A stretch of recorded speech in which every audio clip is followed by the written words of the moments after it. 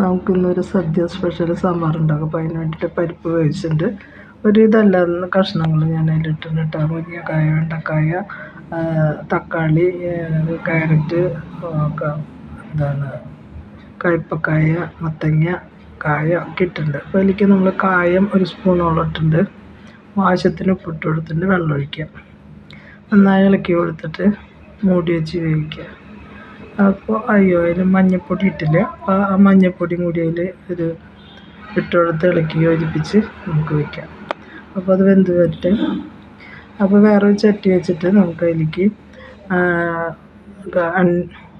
കടലപ്പരിപ്പ്, ഉഴുന്നുപരിപ്പ് ഇട്ട് കൊടുക്കാം.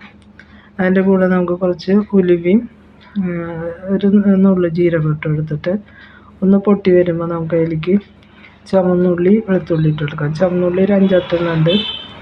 വെളുത്തുള്ളി ഒരു 3-4 അത്യാവശ്യം വലിയതാണ്. അപ്പോൾ ഞാൻ നുറുക്കിയിട്ട് കൊടുക്കാം. അതിൻ്റെ കൂടെ നമുക്ക് വേപ്പില ഇട്ട് കൊടുക്കാം, വറ്റൽമുളക് ഇട്ട് കൊടുക്കാം. ഇതൊക്കെ ഒന്നായി വരുമ്പോൾ നമുക്ക് നാളികേരം ഇട്ട് കൊടുത്തിട്ട് വറുത്തെടുക്കാം. അപ്പോൾ അരമുറി തേങ്ങയാണ് നമ്മൾ ഇട്ടിട്ടുള്ളത്. ഒരു സദ്യ സ്പെഷ്യൽ സാമ്പാറാണ് ഞാൻ ഉണ്ടാക്കിയിട്ടുള്ളത്. അപ്പോൾ ഇത് നന്നായി ഒന്ന് മുരിഞ്ഞ് വരുന്നവരെ നമ്മൾ വറുത്ത് കൊടുക്കാം. അതായി വരുമ്പോൾ മല്ലിപ്പൊടി ഒരു 2 ടേബിൾ സ്പൂണാണ് ഇട്ടത്. അത് ശരിക്കും മുഴുവൻ മല്ലിയാണ് ഇടുന്നത്. എൻ്റെ കയ്യിലില്ലാത്തതുകൊണ്ട് ഞാൻ അങ്ങനെ ഇട്ടു. അപ്പോൾ അത് നമ്മൾ അരച്ചെടുക്കാനായിട്ട് ഒരു വലിയ നാരങ്ങ വലിപ്പത്തിലുള്ള പുളിയും കൂടി ചേർത്ത് ഞാനത് അരച്ചെടുത്തു. അത് നമുക്ക് ഒഴിച്ചു കൊടുക്കാം. ആയി വന്ന കഷ്ണങ്ങളൊക്കെ വെന്ത് വന്നിട്ടുണ്ട്. ആ ജാറ് കഴുകിയ വെള്ളം കൂടി ഞാൻ അതിൽ ഒഴിച്ചു കൊടുത്തിട്ടുണ്ട്. ഒന്ന് തളയായിട്ട് വരട്ടെ.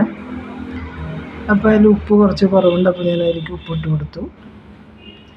ഇനി ഒരു ചട്ടി വെച്ച് നമുക്ക് അതിലൊരു താളിപ്പ് ശരിയാക്കി എടുക്കാം. 1 ടേബിൾ സ്പൂൺ വെളിച്ചെണ്ണ ഒഴിച്ച് അത് ചൂടായി വരുമ്പോൾ നമുക്ക് അതിലേക്ക് കടുക് ഇട്ട് കൊടുക്കാം. അത് പൊട്ടി വരുമ്പോൾ നമുക്ക് വേപ്പില ഇട്ട് കൊടുക്കാം, വറ്റൽമുളക് ഇട്ട് കൊടുക്കാം. അപ്പോൾ അത് നമുക്ക് അതിലേക്ക് ഞാൻ കായ ഇട്ടായിരുന്നു കുറച്ച്. അത് നമുക്ക് വെന്ത് വന്ന സാമ്പാറിലേക്ക് ഒഴിച്ചു കൊടുക്കാം.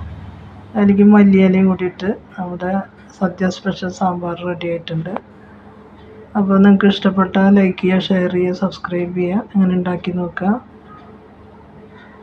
ഇതാണ് സാമ്പാർ. Thank you.